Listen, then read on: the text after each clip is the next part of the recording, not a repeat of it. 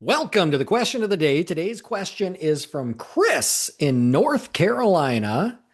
His question is the success rate higher when a salesperson follows up or an inside salesperson? Great question. And to define those two roles, like this would be outside sales versus inside sales. And I know Chris here, and so I know how he's referring to this. Outside sales would be the people going out and working with the customer. Inside sales would be doing the follow-up. And so that's what he's asking. Is it better when the outside salesperson is following up on their own leads, or is it like an inside salesperson that's following up for the outside salespeople? Which gets the better results? So great question. Now you would think it's the outside salesperson. Like they know the product, they know where they are with the customer, they have the rapport. But the answer is actually the inside salesperson. And let's go over why here. So the reason why is consistency. So think of a salesperson, an outside salesperson. Think of them like a thunderstorm, okay? In regards to follow-up, they can put a lot of effort into this. They can dump a ton of water fast. They can make a lot of noise. They can flood for just a moment. It's a big burst of effort. We can make calls here and follow up. It's a call here, a call there, but that's when we remember to do it or when we have time to do it or put in the effort to do it. Because we also have to run sales calls if we're outside salespeople. And so we can do it, but it's often like a thunderstorm where it's a lot of effort and you can get some results, but it's not consistent. Not consistent like a river. Now, an inside salesperson would be like the river. There's no big bursts of effort. It's not all at once, but it's constantly moving. It's consistently moving. And it keeps showing up and making progress inch by inch by inch. And in my experience, inch by inch, life is a cinch. So consistency trumps the effort. Now there's a study published by MIT. It was published in the Harvard Business Review. And if memory serves me, it was like over 100,000 call attempts and 150,000 unique leads. It was a big study, right? Lots of data that came from this follow-up. And there was two things that jumped out at me from that study. And that study was 90% of contacts, like two-way communication, 90% of contacts happened after 5 or more attempts. So it wasn't just like one call and you got contact. Very little contact happened in 1 or 2 calls. It was 5 or more attempts. So you need time, you need consistency to get to those 5 attempts. Now, the other part that stuck out to me in the study was when you looked at salespeople following up on their own calls, most only made 1 or 2 follow-ups and then gave up. I know that was the story with me. When I started in sales, my first sales job was selling used Subarus, and I had to do my own follow-up. I didn't have somebody do my follow-up. So I would work with customers that would come in to test drive vehicles, and if they didn't buy, I would do my own follow-up, right? And this is, now I'm a rule follower. If you don't know me, I am a rule follower. I will do something because my boss just says to do it, right? And so my boss said do follow-up, and I always intended to do follow-up. I meant to do it exactly how my boss said, but what happened was reality. I would end up with a customer, and then that customer would end up buying, and then I'd get another customer and another customer. And before you know it, it's the end of the day. And I didn't do any or very little follow-up, right?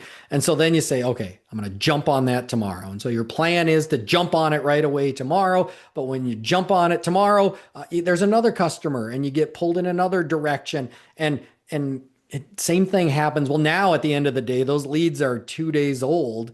And it's just not very sexy, right? Like I have a live customer in front of me, or I got a 2-day-old lead I could follow up on. I know which one I'm going to go at. I'm going to go for the live customer. And so that 2-day-old customer doesn't get followed up on then, right? And so it just didn't happen. There's another study that confirms this, right? And breaks it down even on a smaller scale.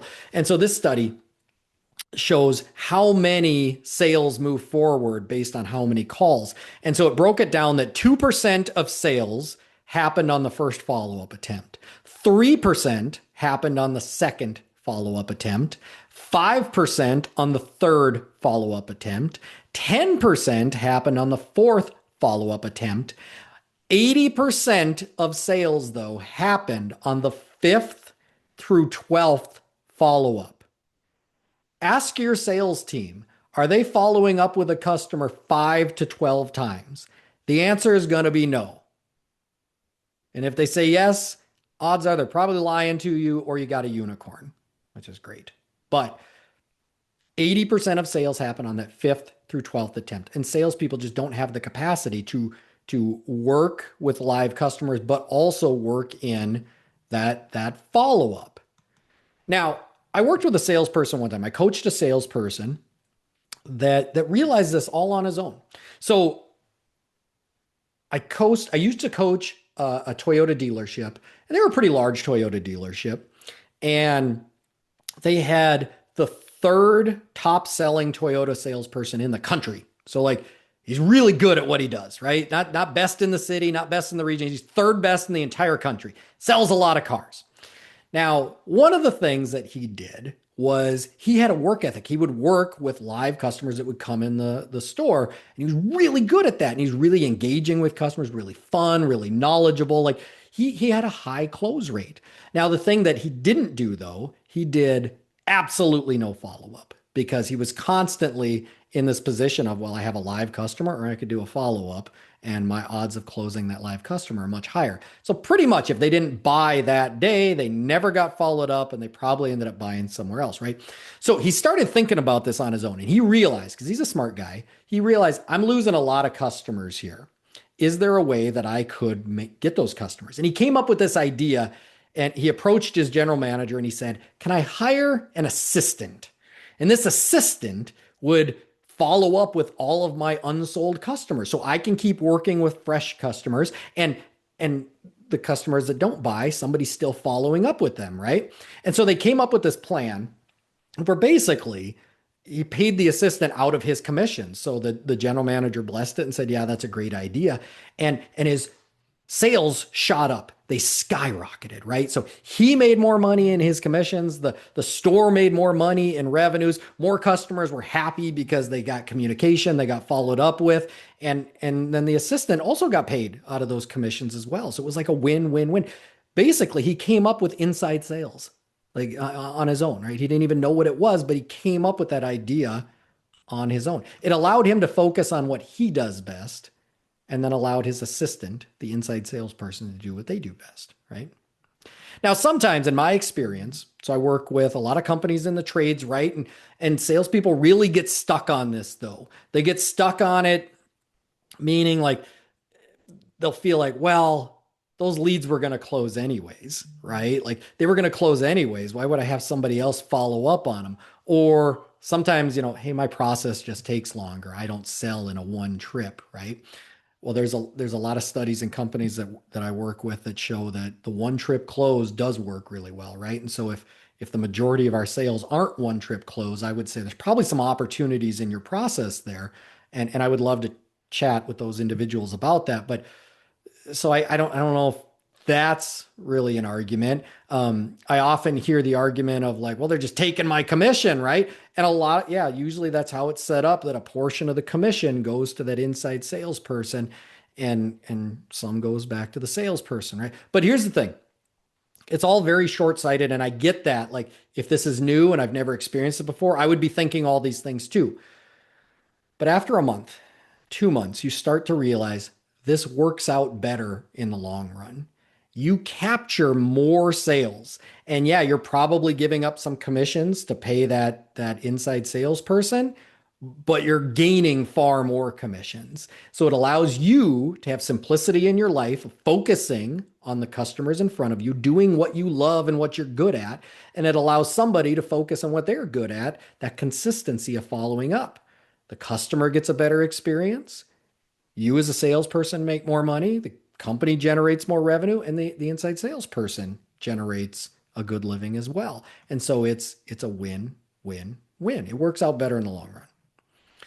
Now, once in a great while, I have had a sales team push and say like, no, we want to do our own follow-up. We don't want an inside salesperson. And here's the challenge I throw down then. I throw down the challenge of, okay, you guys as a sales team, you do your own follow-up for 1 month. We're going to try it for 1 month. And I want you to make 6 attempts on every unsold customer by the end of the month. Right? Because that's what the studies show. The MIT study, the others, like they all show you should be making at least that many attempts. So I want you to make 6 attempts on every unsold customer at the end of the month. And if you do, great, you keep following up. We don't need an inside salesperson then. But if you don't, that means we need an inside salesperson because we're not maximizing what studies show works. Because honestly, me as a sales leader, I don't care who closes. I don't care if it's the salesperson. I don't care if it's an inside salesperson. I don't really care. If I had a sales team doing it, I'd be thrilled. But when I've laid down this challenge, I've never once seen a team do it. Never once. I've seen some rare individuals do it, very rare unicorns, but never a sales team. I've never seen them come through and at the end of the month, everybody got all these follow-ups, right? But I have had inside salespeople do this month after month after month. So the answer is inside sales. That's where you get the best results. The only caveat I would add to that would be if you're a very small company. It might not make sense if you're a small company, but that's where schedule a call with me. I would love to dive into your specific scenario and we can weigh out, would this work for you? Would it not work for you? Because sometimes it doesn't work.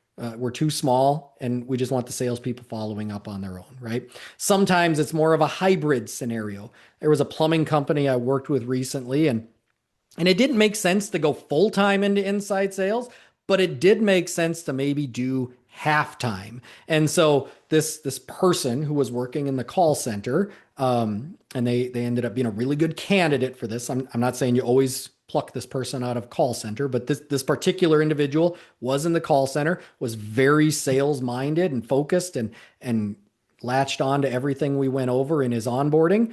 And he did really well. And so we carved out how he did this half time. And in his first month out there, based on their company size and the opportunity there, he had a goal of $50,000. And so we went through his inside sales onboarding. I personally walked him through that. We created a specific plan and it said $50,000. And at the end of the month, he missed it by $700. But keep in mind here, there's a couple things that happened. This was $50,000 we weren't getting before, right? So this was in addition to what we would have sold originally, right? And so it's adding to our sales revenue. And he missed it by $700, but he knew exactly why.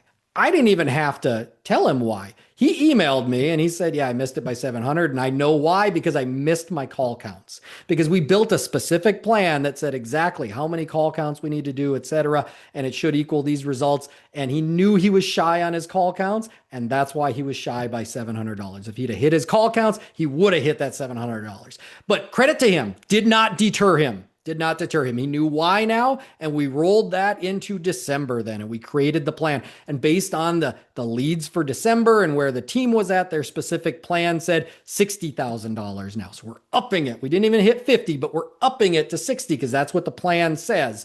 And so $60,000. Just got a message from him the other day in December, even with the holidays and everybody wait until after the holidays, he hit $63,000 in December because he worked the plan. And the plan next month, or January, I guess this month, is $70,000. So I'm excited to see where he's going to go with this. So the answer is inside sales delivers the best results because of consistency.